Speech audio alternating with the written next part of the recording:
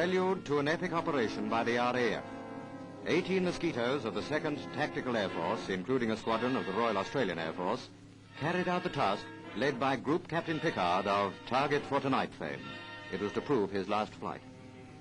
For security reasons, it has not been possible until now to give a full account of this exploit. In the words of the briefing officer, Mosquitoes are to attack the prison at Amiens to assist more than 100 prisoners to escape. These prisoners are French patriots condemned to death for assisting the Allies.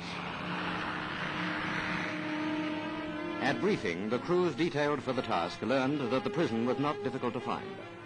In order to deceive the Germans as to their destination, the aircraft swung north at a given point and flew to Doullens, where they turned south until they hit the main Albert-Amiens road. This road provided an excellent lead into the target, which lay just to the east of the town of Amiens. 0 hour was midday. At this time last February, the prisoners were to be released by the most welcome raid of the war. It was snowing hard as the aircraft flew out from England at 0 feet across the sea towards the French coast. They were picked up by their fighter escort of 2 Typhoons to each aircraft.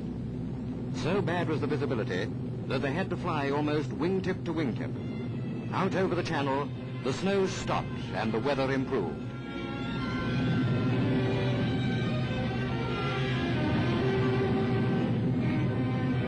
Here is a model of the prison which the aircraft were on their way to attack.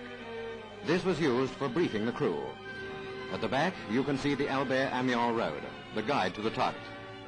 At each extremity of the prison are the buildings believed to house the Nazi prison guards. The main buildings, in the form of a cross, housed the French patriots. The task of the first 12 aircraft was to breach the wall in 2 places and to destroy the buildings housing the Nazi prison guards.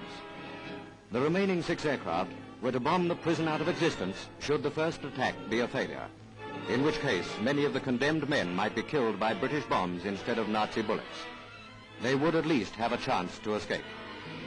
And so to the target itself.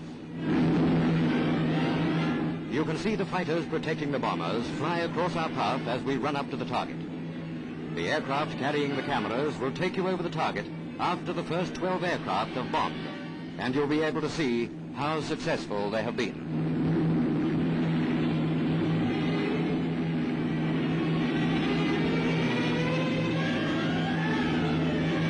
And here's the shot again, slowed down. There could be no doubt about the success of the attack. As the aircraft ran over the target, the pilot said he could see men running through a large hole where the wall had been breached. And inside the prison, he could see many others in brown dungarees running for the hole in the wall.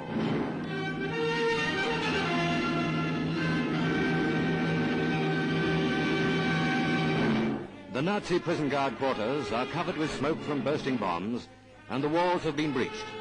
With amazing skill, the bomb aimers have blown an exit in the main building. Perfect discrimination in this, one of the most difficult operations of the war.